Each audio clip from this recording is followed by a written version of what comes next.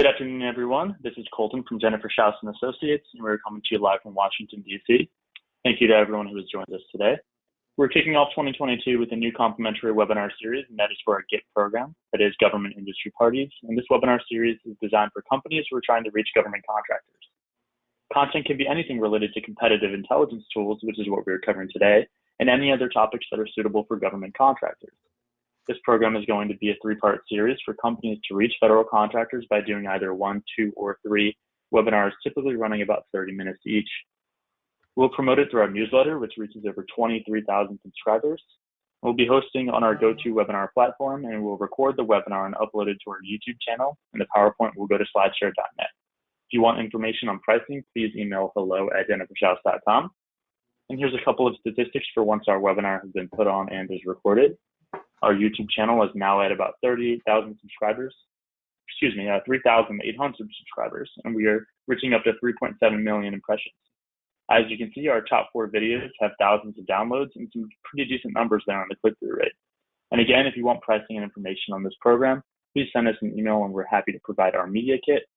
And we will be answering questions during today's webinar, so we encourage that if you have a question, please type it in the chat box.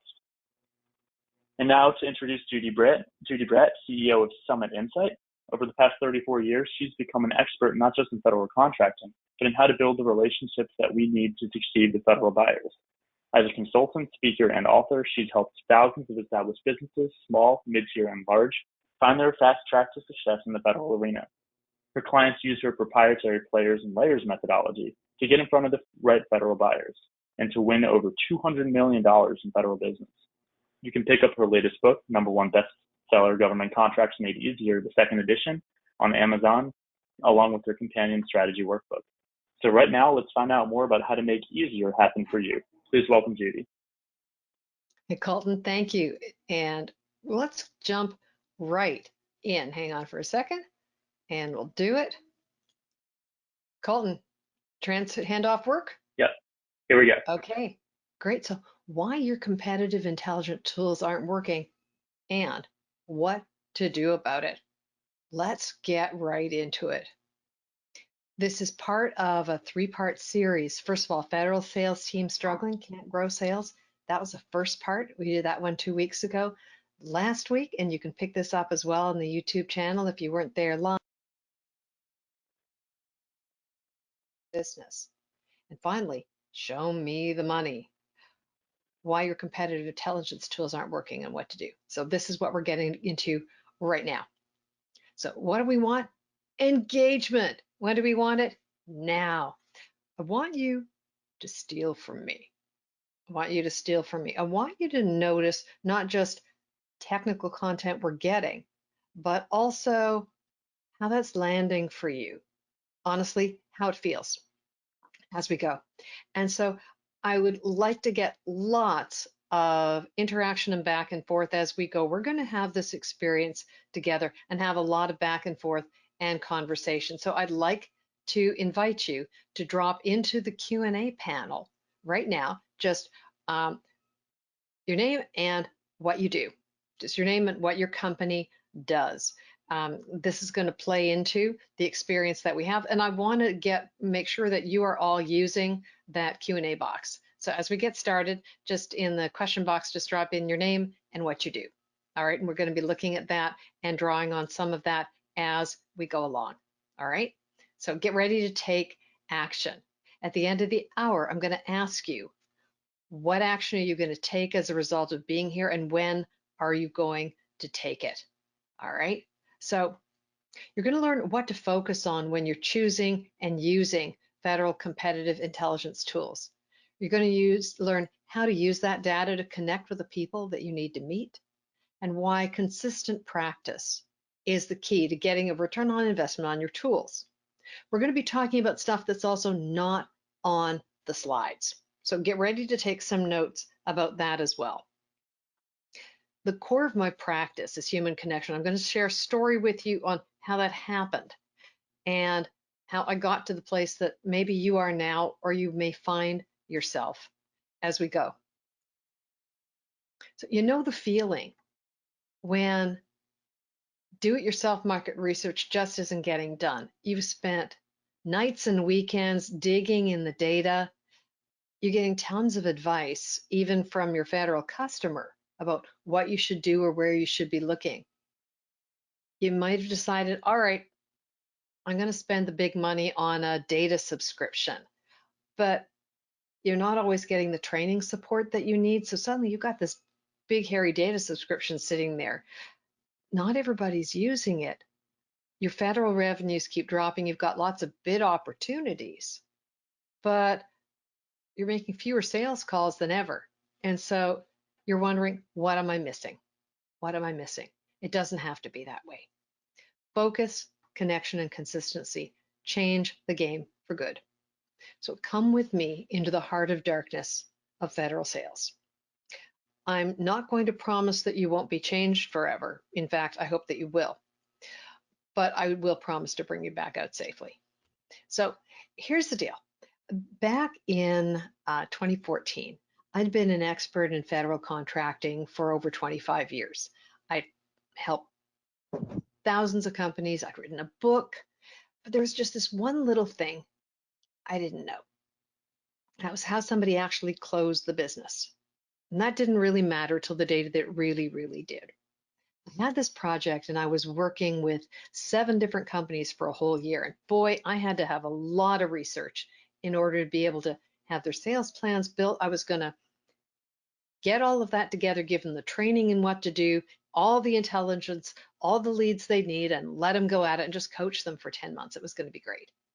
And so I got to the end of the first 2 months, and these companies were doing everything from snap lock glass containers to city block size generators, uninterruptible power supplies, waterless shampoo, and didn't matter. They had the data. This was going to be great. We get to the end of the sales plan. I said, great, make some calls. See you next week. And they said, when are you making the introductions? I said, the what?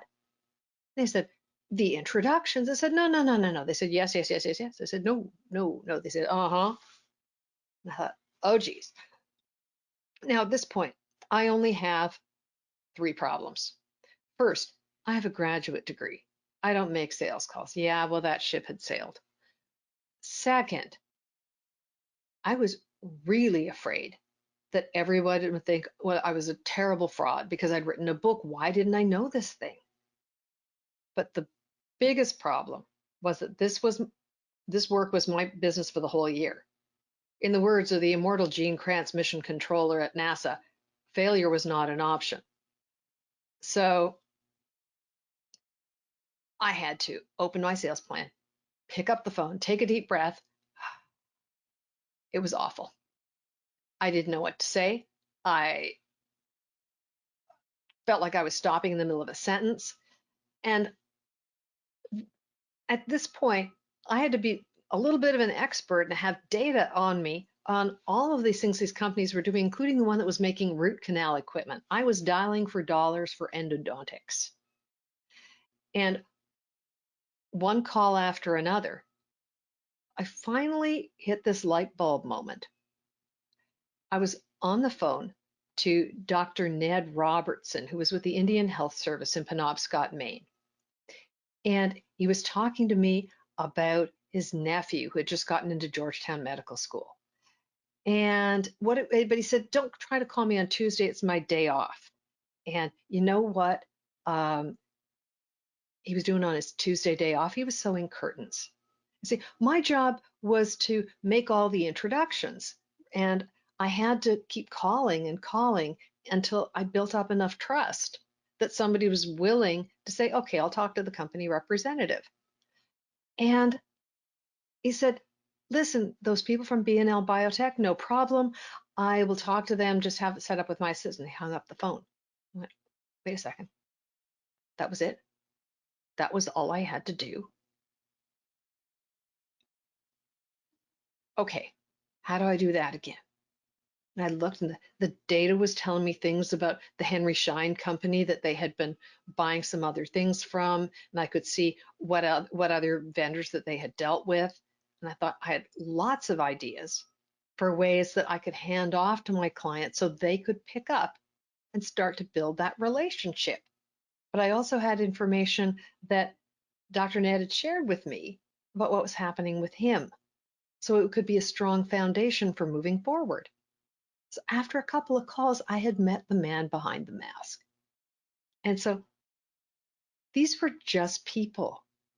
They were nice. They had promotion and they were dealing with home decor. They had problems. You know, Dr. Linda had just become the director of the Naval Postgraduate School, and Sergeant Sarah was heading off to a temporary assignment at Fort Huachuca, and they had problems. And they were willing to tell me all kinds of things that I needed to know. If I just slowed the heck down and cared a little bit more about them. And data made all the difference. But the data wasn't going to knock on doors all by itself. Somebody had to make the connection, and that person was me. And at the end of that, it turns out there was no heart of darkness. There were only hearts of gold. Personal relationships were the key to opening the doors to the wins that I needed. But I had to use that intelligence. So all the tools in the world, it didn't matter. And I was doing this project based on all free past federal contract data. So I wasn't using a big system. I decided to go into the sweat equity part of data and really invest and learn how and get the practice in using those tools. I was on the hook for thousands of calls and hundreds of introductions. And I had to do the work in order to get better at it. But once I started to get into using my tools regularly, it started to feel a little more comfortable. I got a workflow and knew how to tap the right intelligence about the right person, have the right conversation, and have things to talk to them about, because I got the sense of what was important to each of them at the right time. So the top competitive intelligence challenges that people tell me about time again and again are these. First, people say, there's too much data. You know, where do I start? What can I bid? Back in the early days that I got in the federal market, this was 1988, information about opportunities to bid were published in the Commerce Business Daily. It was a little publication printed on tissue paper in 6-point type, published by the Department of Commerce, came out daily, came in the mail. That was all you got. Now, and with the federal government spend pushing over $600 billion a year, and we're awash in data, then that should be easy, but it feels overwhelming to lots of people. And you're not alone. In looking at there being too much data, how do you start that? How do you start working with it? You start by asking the right question. This is the single toughest thing, the biggest transformation that the clients I work with make. Because you can have all the tools in the world, but if you're not asking the right question, it isn't going to help you get to your goals. And so you want to focus your work with your tools in service of answering the question, who is my buyer? And we're so used to looking at a stream of data and going, what can I bid? What can I bid? What can I bid? Where are there things to bid? I have to bid, bid, bid, bid, bid. And it's a lot more both relaxing and singularly focused when we start saying, wait, why don't I just look at the things that relate to the target agencies I've chosen and the individual federal buyers that are involved in things that I can help them with. And so by focusing your tools on who's my buyer, that makes it a lot easier not just to use the tools you have, but to choose the tools you need. Which takes me to the second question. My answer to this one is going to surprise you a little. People say, I don't know what tools to use, and a lot of folks struggle with free versus fee. Here's the thing, you're going to spend time and you're going to spend money. All you get to choose is the mix. One more time, you're going to spend time and you're going to spend money. All you get to choose is the mix. And so it may be that your company is an early stage, you've invested in a big database now that's really taking a lot of your time and attention, both to try to learn and figure out and to read the output you're getting, and it may have been a really big investment for you. You made the best decision that you could at the time that you made it. Maybe you're struggling with the time that it takes to learn how to use free federal sources and sort them out because they're not all well connected. It improves, but there's no one place you can go to get all the forecasts and all of the past contract data, all of the current stuff. It takes some effort to knit it all together. So your choice of whether you go with a free system or a system that you pay for is going to depend partly on the amount of budget that you have, sometimes how big your company is, how many people in the company both need to get training and need to spend time and need to share information is going to be a factor. Think about the industry you're in. These giant databases came out of a time when the federal IT spend was starting to skyrocket. And so some enterprising people decided there was a business to be made selling information to people who are needing information to sell to the government. And those consolidated over time. So it's a couple of dozen of them max in the country now. But if you are in information technology, professional services, construction, architecture, engineering, a lot of these programs and services are especially optimized for those. If your company is not in those industries, some of these larger data tools and custom dashboards aren't necessarily well set up for what you do. There are other services that offer you a combination of customizing dashboards and support and training that will let you put together something that is more ideal for what you do. Again, you're going to spend time and you're going to spend money. All you get to choose is the mix. Thinking about the skills that you have to play with data and how much you love doing it and how easily that comes to you is also a factor. And so there's no one perfect answer forever either. You may find that at the beginning, early in the life cycle of your company in the federal arena, you're willing to spend the time because you don't have a lot of money and time is what you've gotten. As we're growing our businesses, we all do really long weeks. I get that. You may get to a point where you're willing to experiment, try one or more of the paid services, and I encourage you to try a thing. And first of all, a lot of the services have free trial. And so when I encourage you to try the free trial, if you're looking for whether you're trying to choose a resource or hire a salesperson, check their references, call around, ask who has worked with this person or this service before, what did they think of it? And if they give you an opportunity for a free trial, have a set of test questions, a set of problems or concerns or answers you're looking for, and take it for a test drive. If you're taking a car for a test drive, you're going to try to take that car to do a little bit of the kind of driving you drive that car most for, right? You want to test drive your federal contracting data tools the same way. So think about what's going to be important to me day to day when I'm using this tool to support my business. What do I want it to tell me? And how much time am I willing to put into using it and into learning it as well? All right. So don't know what tools to use? Experiment, play.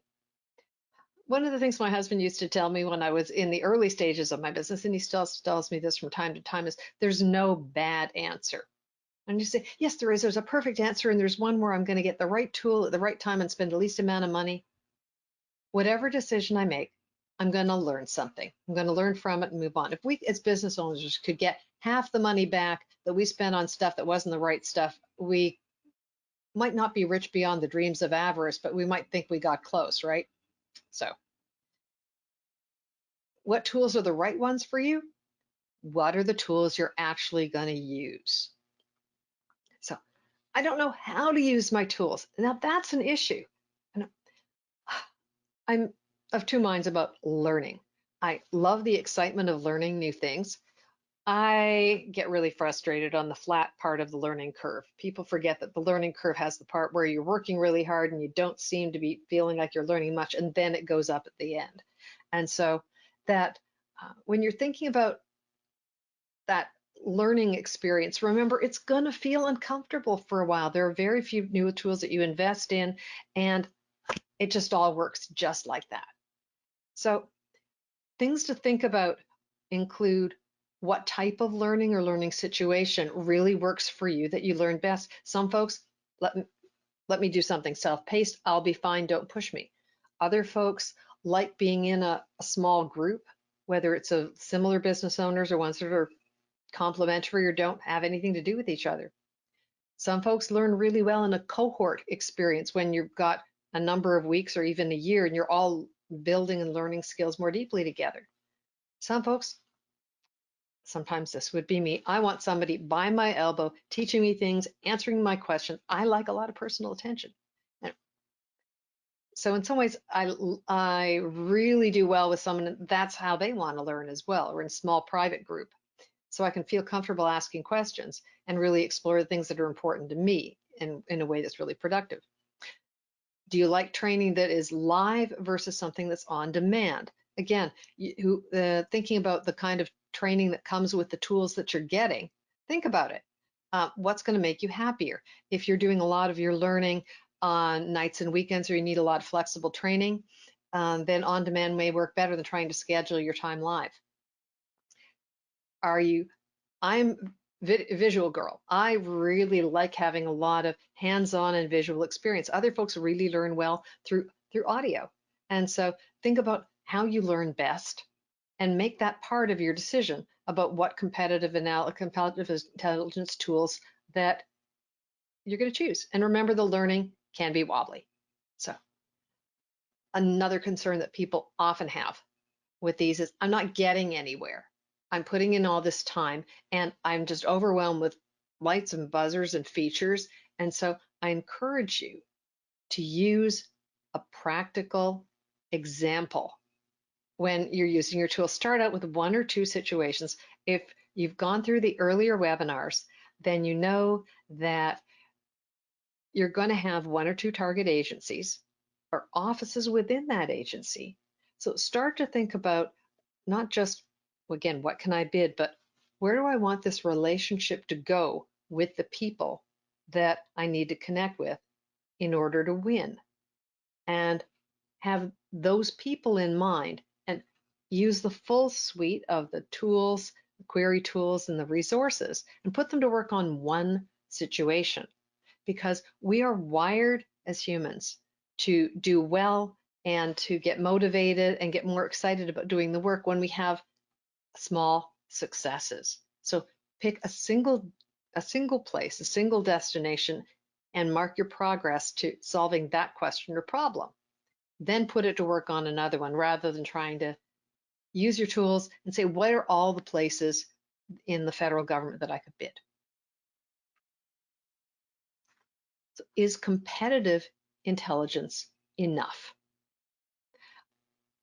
My take on this is it's necessary, but it's not sufficient to win. Competitive intelligence alone, everybody's got that same set of past federal contract data. Everybody has access to it, whether it's through a free service or a paid one. And so the real winners actually get in the game. There's some answers that you can only get when you're in front of your buyers.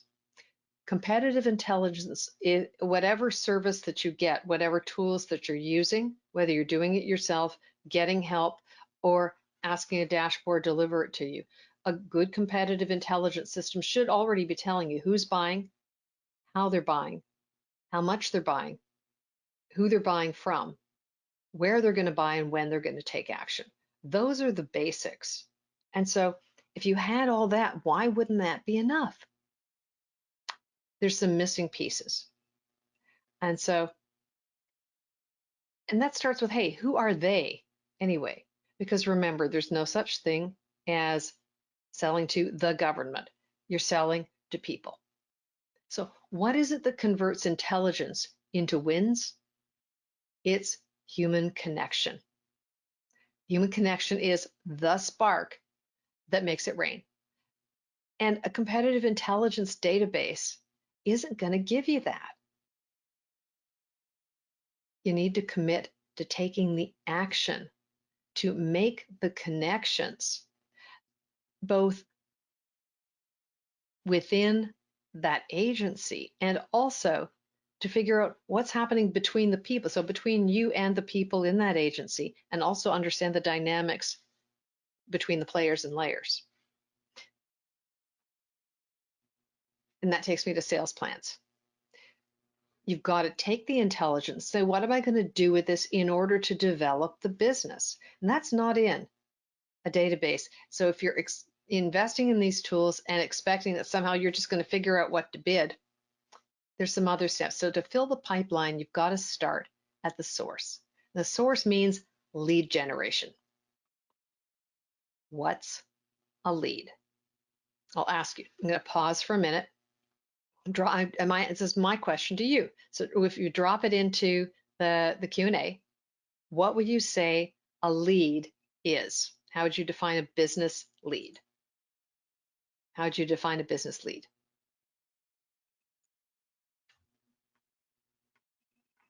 That's a business lead. Drop it in the Q&A.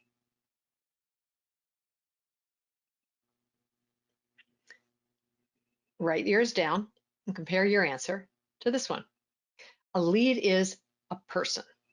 A lead is a person whose role and activity and visibility points to a potential opportunity. So I want you to think of leads as people. A lot of the time we get these big databases and you go, oh, I got lots of leads in my inbox. Leads are people. Leads aren't listings in a forecast. And so think about detective stories. Think about your favorite detective story, whatever it is. And these folks, whether they're in the bar room or the squad room or the bedroom, they're exchanging information on leads. Got any leads? They'll say, oh, check the phone records and check the cameras. But the story comes out as they're talking to people. They're trying to put together the story of what happened and in some ways change the future. And great detectives also have a method. They've got a workflow. They've got a way that they go about doing this. In the federal arena, we are also all detectives. I call intelligence for a reason. You also have to use it and do something with it.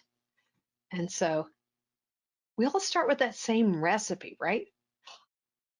I like to bake. Now, I used to bake more when I worked at the Canadian Embassy. And so I would bake these elaborate cakes and people would come up from all over the building just to have cake whenever there was time.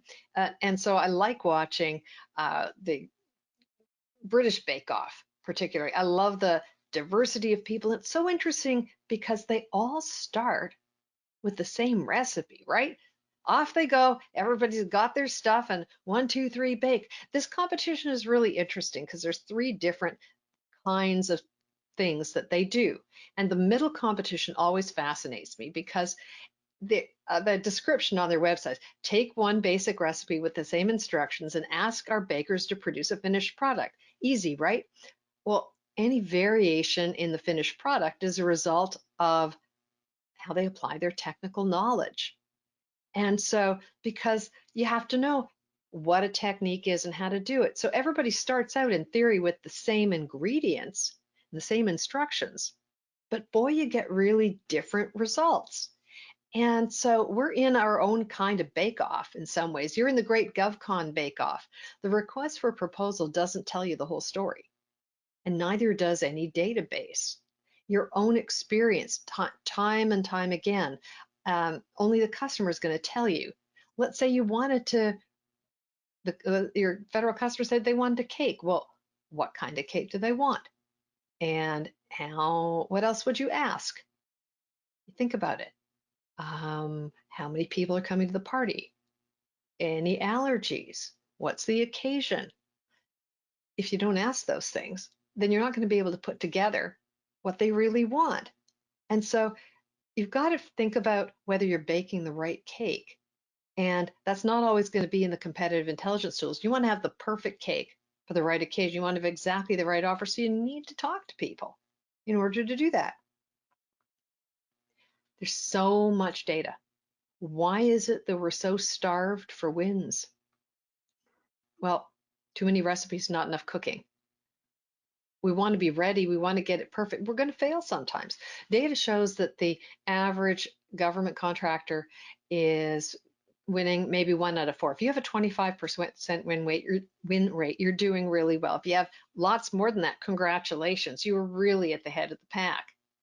And so after we have this data, we need to get our heads out of the data and start getting in front of our federal buyers and getting to know them as people. Government contractors actually have a 5-layered buyer.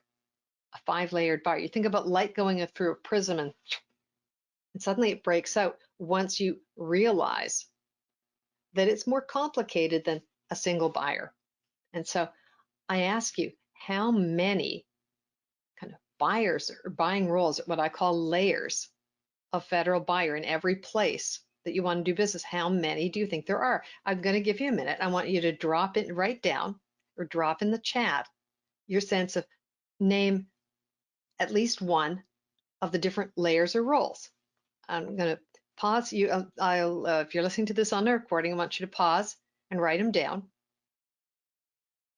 I'm going to wait here while you do it for a second. So drop into the Q&A or drop into the Q&A your suggestions for some of the roles that they show up time and again. You know there's more than one buyer. And people argue with me all day long on, oh, this is the buyer, or no, that's the buyer. And there are players at 5 different layers everywhere that you want to be successful. And so let's see what we're seeing.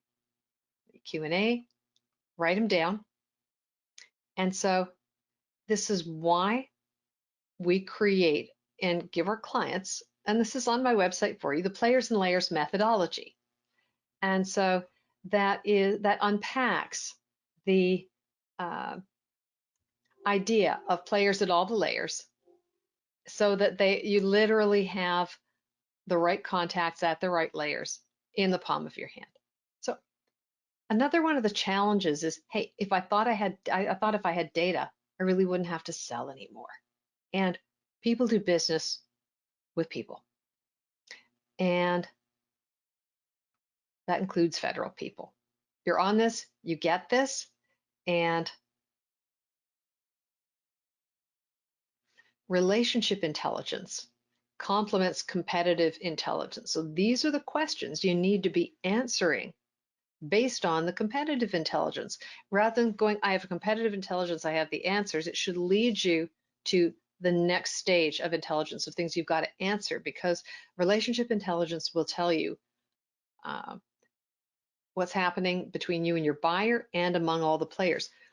For example, in some shops, the contracting officer gets along really well with the end user, the people who are consuming your products and services.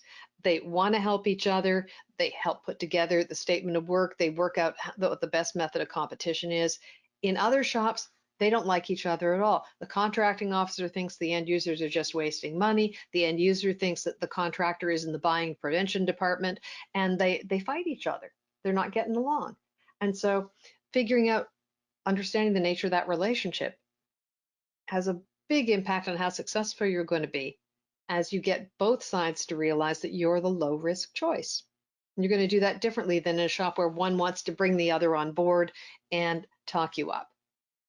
And so understanding who are all your players, what they like, who they like, what do they want, what's important to them personally and professionally, what are they afraid of? That's not in a database anywhere. And what drives them? What's really important to them? Again, personally and professionally. They have everything on the line when they choose you.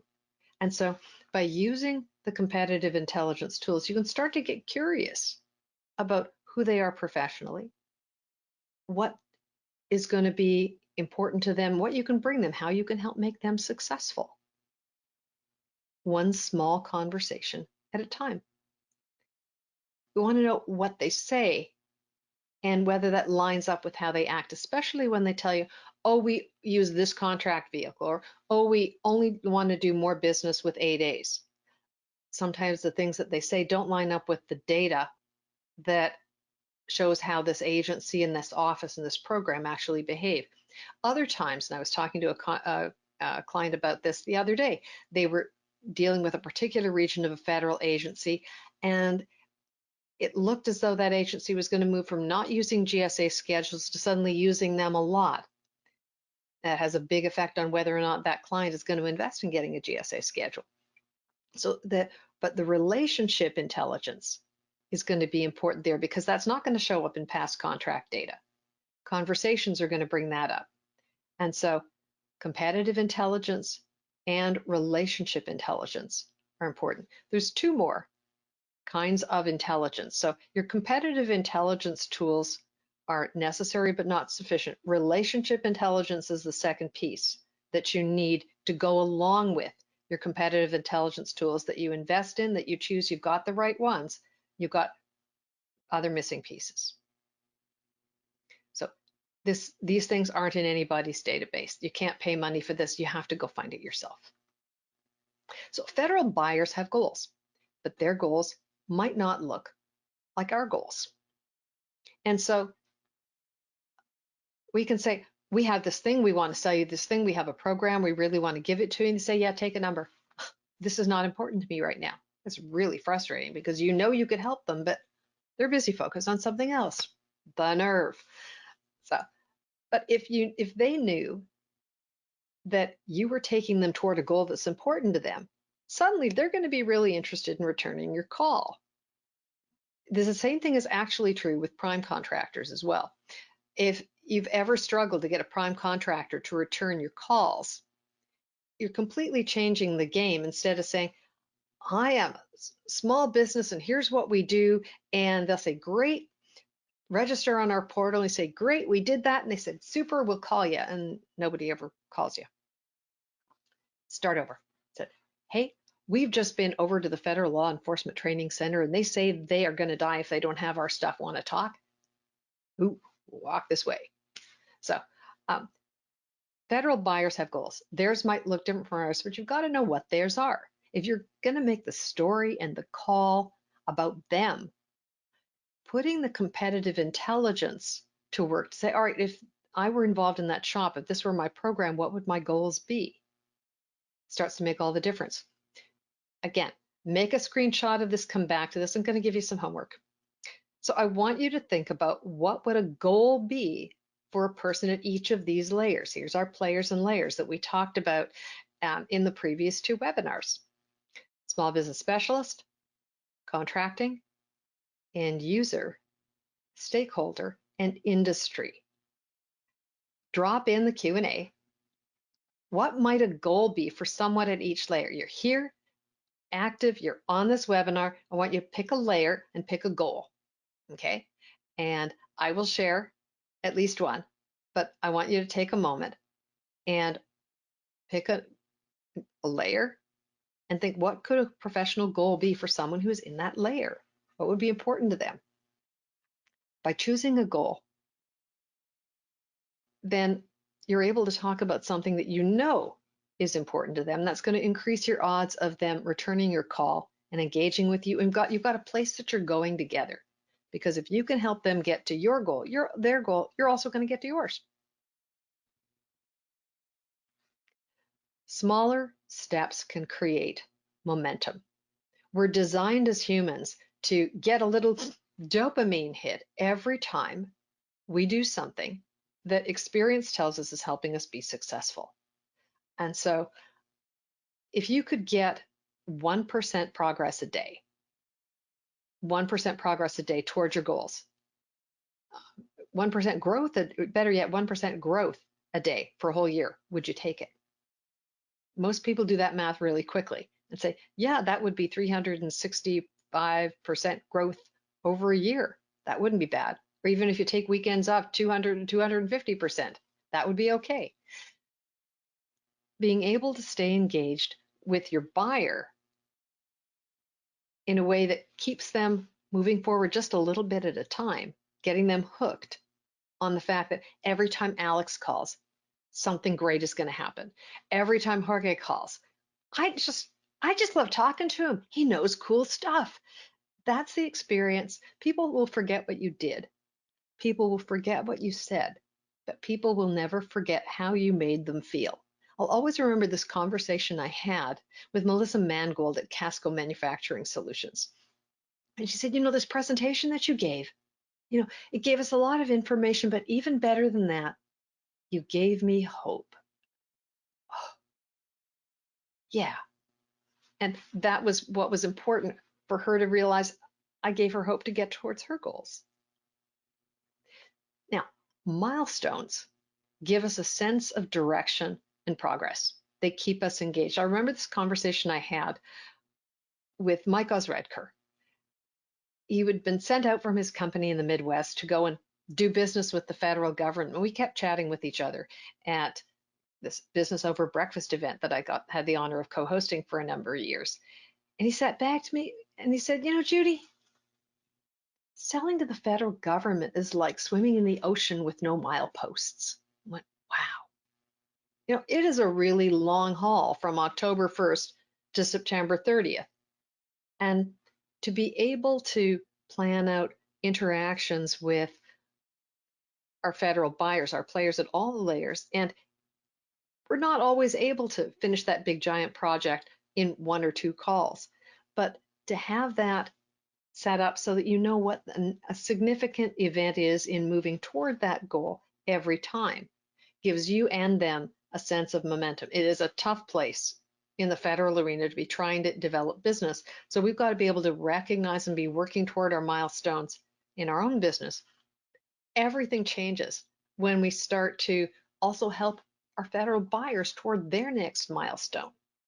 And they can get a sense of accomplishment from working with us, from taking our calls. Maybe we're not even asking them to move toward buying from us, but we're offering them some information or an invitation to a webinar or information about a conference that might be of value to them or an online event. And we're showing up for them, showing them that we've got things that can help them, deepening that relationship and that sense of trust. A milestone is an interaction between you and your buyer that represents significant progress toward your next step or your next result. You've got them and they've got them. And some of them are going to be quite different, but they're both on the same road. So I challenge you to think about in federal contracting, what could a milestone look like for you? What could a milestone look like for you in federal contracting? And to pause for a minute, you can pause the recording if you're listening. And so a milestone certainly might be submitting the proposal. A milestone might be responding to a request for information. Another milestone could certainly be contract award. Another milestone could be simply making a bid, no bid decision. So all of those are key steps on the road to between, oh, I wonder if they like us, and hey, great, let's talk about the recompetition. Let's talk about renewing our option. Let's talk about doing a new project. Those are big things. And so milestones for your federal buyer might look quite different. And so you might have some guesses, but talking to them about what those milestones are could still leave them with a feeling that you're on their side. You appreciate that it's going to take them time to get their project done and that you're in it with them. What a great reason for them to stay engaged with you, because you're on the road, you're doing the heavy lifting with them. I want to encourage you to focus on mindset. The single toughest thing with all of the clients I work with, even though we go through making this transition, talking about the importance of building relationships, we get into the data and we get to the end of building the sales plan, they go, yeah, where are the things we're going to bid? And going, stop asking, what can I bid? Come back to who is my buyer. And so if this seems both really easy and anybody can do it, and again, both of those are real, there are very real experiences. It takes because we're in an environment where you got to bid, you got to bid, you got to bid, you got to bid. That's the culture in GovCon. And to take a step back and say, how can I build this relationship with my buyer that is enduring and for the ages? That is the biggest and most powerful shift that people make when they want to get on the road to more wins. So it's the big switch. And my charge to you is to say, are you ready to make that one? Because that changes everything. Connection. Use the tools that you have to build what I call your win story. Not a win theme, but the entire story of what are all the pieces that have to come together, and get your questions answered. Use your tools to apply them to the idea of how can we connect with people, not how can we bid some stuff, but how can we have deep relationships so they're all supporting and they're all cheering for us when they get behind closed doors and they all say, yes, here's our low risk choice. You're focusing on using those tools to support connection. You want to create human connection workflow. I can give you a workflow, but you have to be able to change that and shift that to be perfect for you and your company. So if you started to unpack, what are all those things that we did to build the relationship with those people over there when we were trying to be successful? There's more to it than you think. And then you want to be able to alter that in the same way as you have a bid, no bid checklist. I challenge you to create a federal human connection workflow. What are the things, what are all those little tools in the kit that people respond to really well, that we can do more of the things that work? We talked about focus, we talked about connection. The third step is consistency. Practice builds mastery. And that includes using your tools. You buy these tools, you commit to them. I love the advice I got from my Tai Chi instructor, Chris Brinker, at Ocean 5 Strategies. She said, gave me the quote, a master is just someone who has failed more than everyone else. In order to get something out of whatever tools you choose, you got to be in there and using them and trying and failing and struggling and trying and calling the help desk or getting more training. But whatever tools you use, commit to being a master of those tools. I love the maxim that, when the student is ready, the teacher appears. Your best teacher may be right next to you. If it's time to learn something new, ask around or consider finding new training if you're struggling with a tool that you've got, or lack of good training and support may be a clue that it might be time to consider a different tool. But make the commitment, go the distance to really learn and commit to learning the tools that you do have, whatever they are, and assess whether or not, make an assessment, say once a year, do your check when you're doing your annual budget. Say, hey, is this tool really working for us? Did it contribute to the kind of wins that we want? So what changes the game for good is focus on that mindset. Instead of what can I bid, who's my buyer? Connection. Make connection the goal of using whatever competitive intelligence tools you've got. And consistency. Commit to the time, can make sure there's someone, even if it's not you, someone in your company who's committed to the regular use of and honing of the workflow to use those tools. So we've covered a lot. We talked about what to focus on when you're choosing and using tools, how to use that data in a way to connect with people, and why consistent practice is the key to getting the return on investment of your tools. Tools can only work for you if you use them and apply them regularly. And so, time for action. I would love for you to tell me, write down in the Q&A or write down for yourself, what's your takeaway, your aha from this session? What's standing out for you? What are you going to commit to? And by when?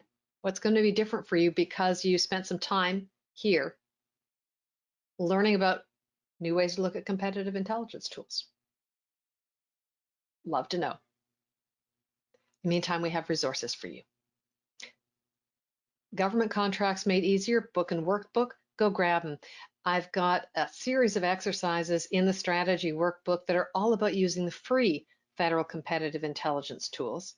And whether you're new to the federal market or you're looking to ramp up your success, thousands of people have enjoyed the book, and The second best thing about writing a book is autographing books. The best thing about writing a book is when somebody comes up to me months or years later and they've got a copy of the book and it's dog-eared and it's sticky and it's highlighted and someone says, this made a difference for me. And so I've had that experience more than once, and I hope I'm going to have it with you. Attendee bonus, 3 easy lessons in free federal market research. Again, we've got a QR code, shoot the code, go get the handout. And so if you are thinking about or on the edge about whether or not you need some of the bigger paid databases, understand the fundamentals, because just about all of the big paid databases are also drawing on the free public data. Understand first principles, and you'll get more out of whatever tools that you choose. And finally, if you want to get in front of your federal buyer and close more business faster, we might be a fit for working together. Find out more about the Federal Business Intensive, which is our 8-week private experience that we do with small teams in just about every part of the federal market. And maybe the time is right to chat, so you can book a federal business breakthrough call. Check it out. And with that, I will switch the share back to Colton and say thank you. And I'm happy to take the questions that you might have. Thank you, Judy. And again, as Judy just said, if you have any questions, please type them in the chat box. I'm going to wait for Judy to transfer control back over to me. And I'll start with a couple of questions. Okay. Back to you. Perfect. Okay. So Judy, my first question that I had during your presentation is, how do we know that we have invested enough time in data and competitive intelligence tools to identify a lead? How do we know that we've invested enough time to identify a lead? Well, if you've got answers, if you're able to answer the questions, if you're thinking about a specific opportunity, and you need to be able to answer the questions: who do we know there? Do we know just one person, or do we know lots of people? Do we hear about the opportunity? Did we hear about it on a bid board? Did we hear about it in the account? Did we hear about it did we get an introduction from a friend who trusts us and likes us? And so to your answers, how do I know that I've used up enough time, or you invested enough time in the lead? Are you talking to them? If you're talking to them and they're talking back to you, and you're in conversation, you've got things that you're doing for each other, you've made commitments to each other to take things to the next step, whatever it is, then sure, you haven't put enough time into investigating the lead. If you're going, I don't know enough about them, I can't call them. And so you may need less research than you need. You need enough to go on, and an ability to talk about why you're the low risk choice, a couple of your best values, and how those relate to that person's goal. If you don't know them well enough, then you might know somebody who knows more about them. You've got to be comfortable having a conversation and something that can be in it for them. If you can't figure out what's in it for them to talk to you, then maybe you're not ready. How's that, Colton? That answered it perfectly. Thank you. And the next question we have is, what milestones might a contracting officer have?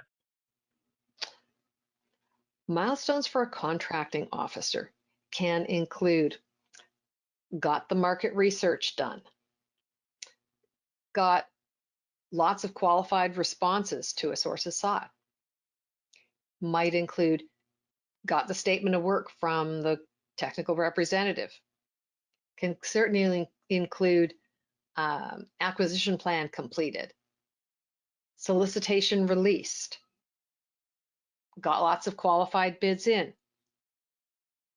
competition closed, shortlist candidates identified, contract award, no protests when the protest window is finished. That's a really big one. Successful award, signing of contract, launch of contract, performance completed on time, on budget, closeout. That's a sample of some of the milestones a contracting officer might have. Those are going to be different than the ones for the contract specialist. They're going to be different than for the end user. They're going to be different for the prime. And so that's an example of progression for the contracting officer. I would love for you to think about what would milestones be for the players at the other layers. Thank you, Judy. And again, if you have any questions, please type in the chat box, or if you want to reach out to Judy herself, her email address and phone number are listed above if you want to reach out to her after this webinar ends. And for the next question, I'm honestly afraid of making sales calls. What can help? First, find a buddy. If you're already in the federal arena, a sales call is a conversation. You've heard the maxim, everybody's in sales. Every single instance of contact is an opportunity to build a relationship with someone that you can help in some way. Even if you can help them, acting officer can include got the market research done, got lots of qualified responses to a source's sought, might include got the statement of work from the technical representative, can certainly include acquisition plan completed, solicitation released, got lots of qualified bids in, competition closed, shortlist candidates identified, contract award, no protests when the protest window is finished. That's a really big one. Successful award, signing of contract, launch of contract, performance completed on time, on budget, closeout. That's a sample of some of the milestones a contracting officer might have. Those are going to be different than the ones for the contract specialist. They're going to be different than for the end user. They're going to be different for the prime. And so that's an example of progression for the contracting officer. I would love for you to think about what would milestones be for the players at the other layers. Thank you, Judy. And again, if you have any questions, please type in the chat box, or if you want to reach out to Judy herself, her email address and phone number are listed above if you want to reach out to her after this webinar ends. And for the next question, I'm honestly afraid of making sales calls. What can help? First, find a buddy. If you're already in the federal arena, a sales call is a conversation. You've heard the maxim, everybody's in sales. Every single instance of contact is an opportunity to build a relationship with someone that you can help in some way. Even if you can help them in a way that builds a relationship and they're not right in the flow of people who are involved in decision making and buying what you do, you're building relationships in the account. We have to get out of our own way. We talked a lot about competitive intelligence and some about relationship intelligence. The two other kinds of intelligence that I think are important for sales calls, this is a springboard for later, are what I would call connection intelligence, figuring out the different ways to progressively build connection with someone. What are the different things that are going to be important to someone? What are the kinds of steps that work in a given environment? And the other one is a whole series of work, a whole body of work by New York Times bestselling author Shirzad Chamine called Positive Intelligence. Positive intelligence. This is the art of not only getting out of our own way, but there's two big forces. This is a great place to wrap our series called. We're driven by fear or we're driven by love. We're driven by fear or love. They got to get it done. We might fail. Terrible things are going to happen. Push, push, push, push, push. Or, wow, how can we serve? How can we serve better? What's important to them? What could be going on for them? And so what Shirzad calls the sage side of our brain, that part that's driven by love, driven by service, driven by empathy and intuition, activating that part in a way that gets us past the fears we have of failing, the stories we make up about people that aren't returning our calls and all of that, being able to tap and create a practice of positive intelligence to keep us focused on the feelings that light us up and are stopping us from reaching our goals, and to say, wait, how am I getting in my own way? What can I do to tap the positive energy that I need to not only stay engaged myself, but bring that positive energy to people on my team and my buyers. That's a whole other series of thought that I've become a coach in, and I'm baking that into my programs and my conversations with folks now. So competitive intelligence, relationship intelligence, connection intelligence, and positive intelligence, all of them. My last suggestion for you is look up positive intelligence. Take a look, tell me what you think, and let's pick up our conversation there. Thank you, Judy. And the last question before we finish up here is, how should I choose between free data and paid services?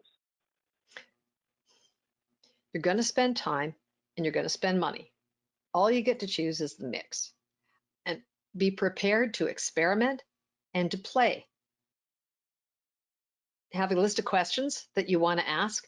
Notice what kind of experience you have in whatever kind of free trial or lesson or demo that you do. If you're having a crummy experience in the way you're handled on the way into deciding on purchasing, purchasing is not going to make your experience better. And so notice the level of support that you get, whether or not the questions that you need answered that are important to your business, whether that tool is doing that. Notice your level of comfort and ease. Does it feel like just the most natural thing you've ever done, or does it seem really complicated and you're figuring you're going to spend a lot of time on their tech support line? And all of those can make a difference. Be prepared to try. Be prepared for your mix to change over time. My suggestion is tap the free ones first and understand the basic data that's there. Then you'll get a sense of whether or not the return on investment of bigger data and tools is going to be worthwhile for you or not. So be prepared to experiment, to play, to see what changes over time. Talk to your buddies, talk to friends, especially in your industry, because if you've got a friend who's in construction and you're offering e-learning services, you might have different sources or different tools that work better for you. But whatever you do, make sure you have data as a basis for opening up connection and relationships. Thank you, Judy, and thank you for spending your time with us for this three-part series. And to everyone who attended, we hope you join us again for another webinar in our Wednesday series or on a FAR supplement, and our Friday series tomorrow. And thank you again for participating. If you would like to participate in our gift program, please email hello@jenniferschaus.com. The recording and slides will be available by close of business tomorrow. Thank you and have a nice day. Thanks. See ya. Thank you.